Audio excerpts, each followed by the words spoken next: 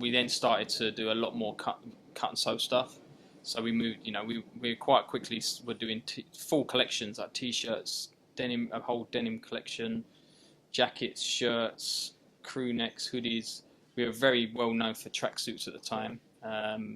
And we just kind of like developed the brand so it was something that offered something to everybody, and we were able to get it into all the big independent stores in the UK, and just really just become like a legitimate brand, so to speak. And then obviously the hardest thing for us was with like the global recession, because that made a big dent into our industry, and we had to sort of restructure and look at what was happening in the scene as well, because when we started, that hip-hop influence scene was really huge, but that died off quite quickly.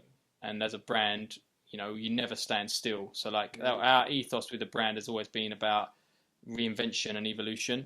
So like if you look at a music artist, for example, probably a good example would be someone like Madonna. Right. Not the same when they first started as we know where they are now. Or Sting, or even better, David Bowie. You look at how their image changes and how their music changes, but they always stay relevant. And that's how they have careers that like span 30, 40 years. At the same time, it keeps people curious. Yeah, exactly. Yeah. And what we try and do is look at how fashion is changing and how scenes are changing, and adapt the brand to suit that without ever losing the roots of the brand and what it's about. But if we were still making stuff that we made 10 years ago, no one would buy it. Right. Or like the hardcore from 10 years ago would buy it. But most people would just be like, this is a joke. Like, what is this? Right. So it's about trying to be innovators at all times, and try to set those trends and do things that are a little bit radical, but that that eventually 6 months later people are like, okay, I get it. And then you become like we did with New Era, when we did stuff with snapbacks and really pushed the envelope with that.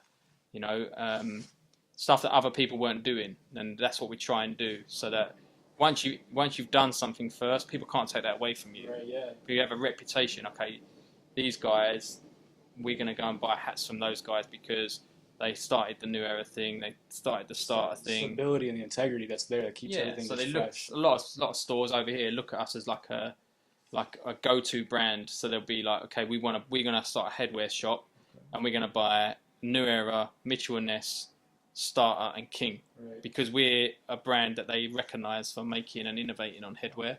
And luckily for us, that's like probably about 40% of our business. So we're still able to do 60% of, really interesting sort of cut and sew development on clothing and stuff. Yeah, you're showing us some cut and sew pieces. Everything is very nice, the highest quality.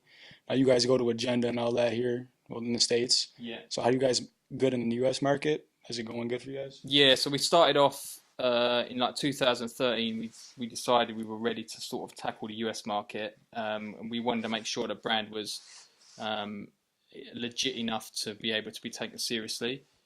So we started off with the Agenda shows, and we moved quite quickly onto Liberty, which is a slightly higher end sort of contemporary sort of street fashion show, and it brings us into stores that are a little bit higher level, which is where we want to be. And that brand, through that sort of whole process, we've managed to secure like a network of agents all around the States. We deal directly with a few big box accounts. So we're now expanding so that we have coverage on the East Coast, South, Midwest and West Coast in what we consider are the better stores. So probably, there's over 100 accounts, separate accounts who are retailing the brand now, which is not a lot compared to some brands, but they're in good stores. And we have a good, strong strategy to really sort of expand, not just in the US, but Canada as well. We've got a really good agency in Canada. The market's both in big countries.